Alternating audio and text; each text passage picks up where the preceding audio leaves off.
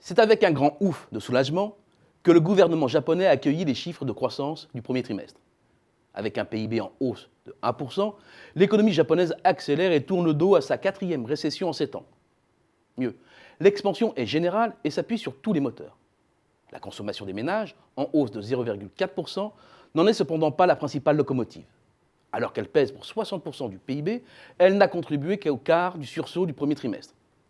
Le gouvernement attend d'ailleurs beaucoup mieux de cette composante, car elle doit contribuer à la mise en place d'un cycle économique vertueux et prendre le relais des plans de relance massifs, ainsi que de la politique monétaire ultra accommodante menée dans le cadre des Abenomics. Et c'est vrai, il existe un vrai potentiel de ce côté-là. La hausse de 5 à 8% du taux de TVA en avril 2014 a fait plonger la consommation bien au-delà de ce qui était attendu. Et elle demeure aujourd'hui encore en retrait de 4% environ de son pic historique. Un pic boosté, il est vrai, par les achats anticipés avant la hausse de la TVA. Il reste ainsi encore de la place pour une franche accélération des dépenses des ménages. On comprend mieux ainsi l'exhortation du Premier ministre Abe aux grands groupes d'augmenter les salaires. Et il a été reçu 5 sur 5. Les négociations salariales du printemps ont débouché sur des hausses significatives dans l'automobile ou l'électronique. Selon les estimations des syndicats de 25 grandes entreprises, les salaires de base y ont augmenté de 36 000 yens, environ 275 € en moyenne sur un an. Un bonus qui représente 75% de plus qu'en 2014. Cette tendance doit désormais gagner les PME dans lesquelles 70% des Japonais travaillent. C'est nécessaire pour transformer l'essai et assurer un régime de croissance plus soutenu à la consommation.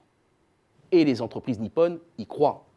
Après 2 trimestres de baisse des stocks, la contribution de ces derniers à la croissance est redevenue positive, signe que les chefs d'entreprise ont aujourd'hui une perception plus optimiste de la demande finale.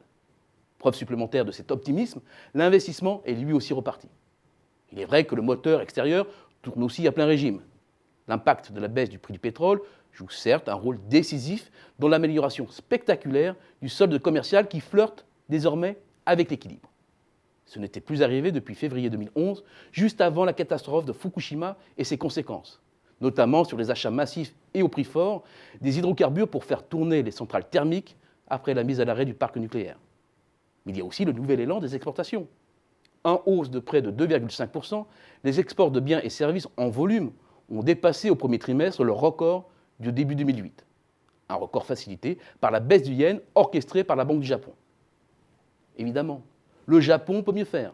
L'inflation fait toujours du raz-mot et la cible des 2%, objectif ultime des Abenomics, est reportée à 2016. Évidemment, la BOJ va être confrontée à un moment ou à un autre à la remontée des taux longs, alors que le pays est surendetté. Mais une chose est sûre, audacieuse, téméraire ou insensée, la stratégie nippone a le mérite de donner une leçon de volontarisme.